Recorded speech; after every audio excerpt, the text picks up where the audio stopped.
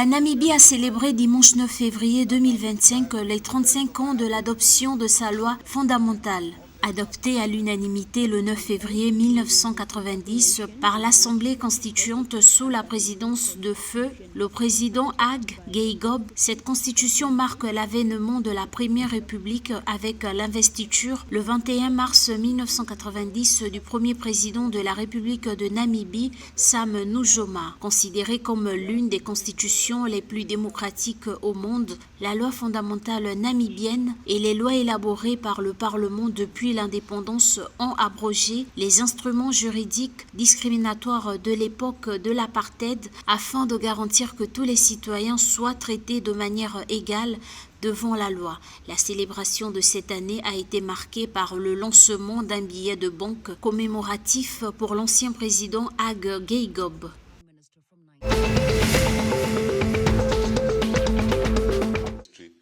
Le président zambien Hakainde Hichilema a réaffirmé les relations diplomatiques de longue date de son pays avec le Japon à la suite d'une réunion de haut niveau avec le premier ministre japonais Shigeru Ishiba à Tokyo.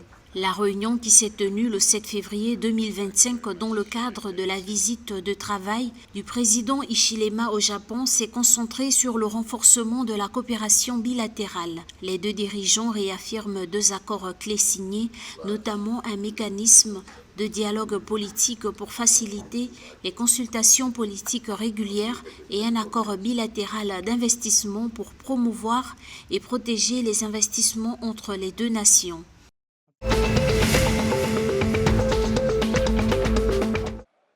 Depuis décembre 2024, la monnaie angolaise, le kwanza, est restée pratiquement stagnante, atteignant 912 kwanza pour $1. C'est ce que révèle la Banque centrale d'Angola. Ce scénario soulève les doutes sur le marché des changes en relançant un régime de change fixe. La chute du kwanza a commencé le 12 mai 2023 et n'a ralenti qu'à partir du 28 juin de la même année, dans ce qui a été un mois et demi infernal pour le pays. Ainsi comme cela s'est produit en 2023 après avoir atteint des plus bas historiques lorsque le taux de change a atteint 951,6 kwanza pour $1. Le 1er octobre 2024, le kwanza stagne donc à nouveau.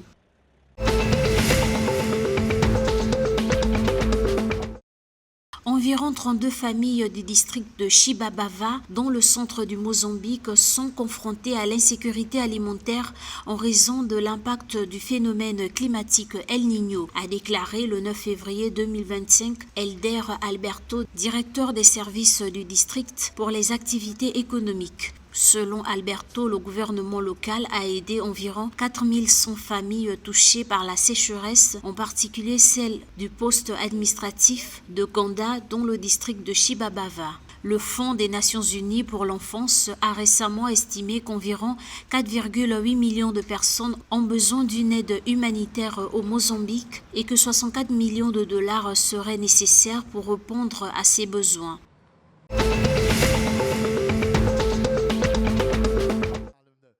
L'équipe sud-africaine de hockey masculin a battu le 9 février 2025 la Belgique 6-5, remportant la médaille de bronze à la Coupe du monde de hockey en salle en Croatie. L'Afrique du Sud est entrée dans l'histoire en remportant la médaille de bronze, sa meilleure performance dans ce tournoi. Mustafa Kassiem a inscrit un triplé, son frère Dayan Kassiem, le capitaine, a marqué 2 fois et Hans Nittling a inscrit un penalty.